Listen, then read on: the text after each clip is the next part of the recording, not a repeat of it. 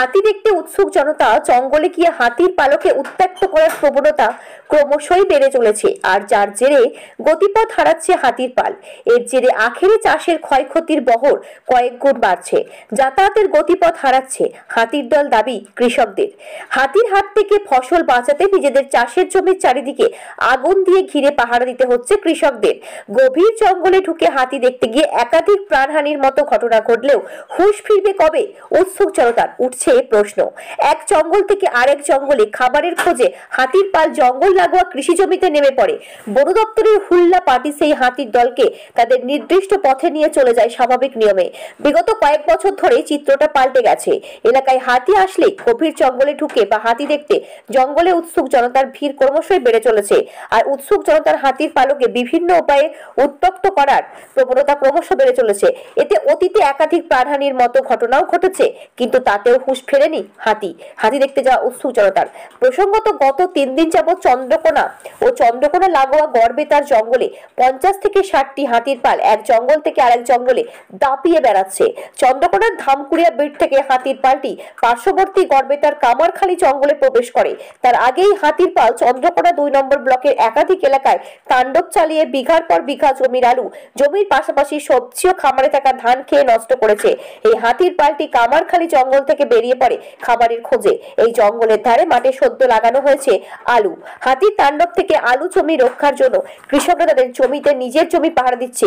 মশাল জেলে আবার কোনো কৃষক তার আলু জমি তার দিয়ে ঘিরে চারিদিকে টায়ার চালিয়ে ঘিরে রেখেছে হাতির হাত থেকে ক্ষয়ক্ষতি এড়াতে। এমনই ছবি ধরা পড়লো চন্দ্রকোনার কামারখালীতে। এই এলাকার কৃষকদের দাবি, জঙ্গল থেকে হাতি নামলেই তাদের আলু জমি রয়েছে, তাতে নেমে চাষের ক্ষতি হবে, তাই চাষ বাঁচাতে এই পন্থা অবলম্বন তাদের। কৃষকদের দাবি, বন দপ্তর হাতিকে অন্যত্র সরানোর চেষ্টা করলে কি হবে তাদের কাছে বাধা আসছে হাতি দেখতে আসা শয়ে শয়ে উৎসুক জনতার ভিড় ও হাতিকে উত্ত্যক্ত করার জন্য। হাতি থেকে এখন চাষের বেশ ক্ষয়ক্ষতি হচ্ছে। হাতি দেখতে আসা উৎসুক জনতার ভিড়ে এমনটাই মনে করেছেন এলাকার কৃষকরা।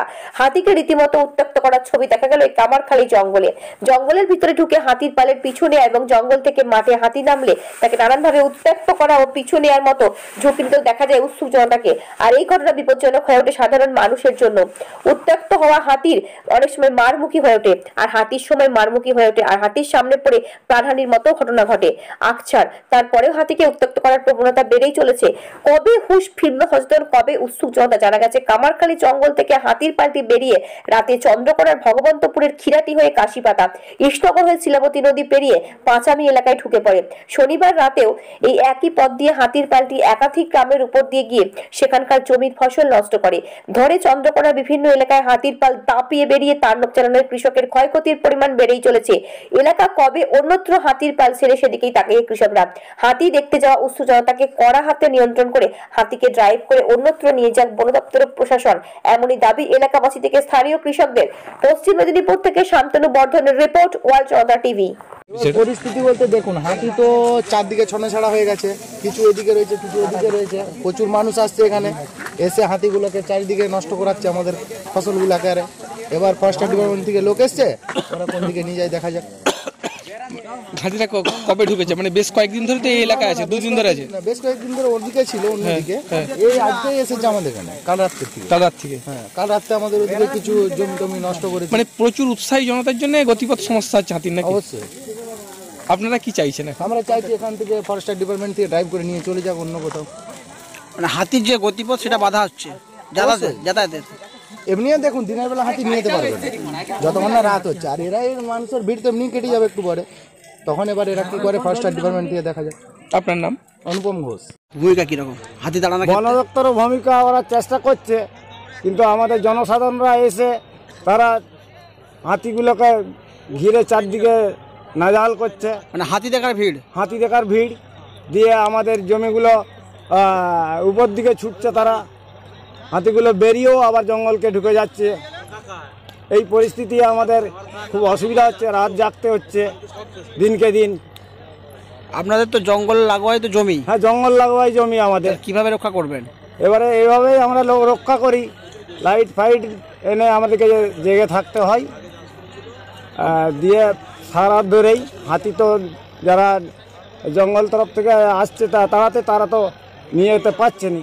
সাধারণ মানুষের জন্য সাধারণ মানুষরা অসুবিধা করছে। তাই আমরা জেগে থাকি, এখানে থাকি আমরা এই বনের গাই, রসিয়ারি জঙ্গলের গাই। আপনার নাম? সুবল মান্ডি। হ্যাঁ, এই যে আগুনটা কেন দিচ্ছেন এখন? আগুনটা হাতির জন্য দেওয়া হচ্ছে। হাতি আছে এখানে? হ্যাঁ, এই তো বাঁধে নেমেছে।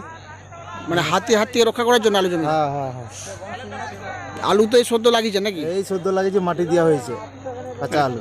মানে হাতির জন্য অনেক ক্ষয়ক্ষতি হচ্ছে। হাতি নেমে গেলে তো সব মেরেই দিত। আজকে পানা আছে মাটি দেওয়ার পর। কিছুক্ষণ আগে তো নেমেও ছিল। হ্যাঁ, নেমেও ছিল, এই তো মানে পাবলিকের জন্য উঠে গেছে, নাহলে নেমেও যেত।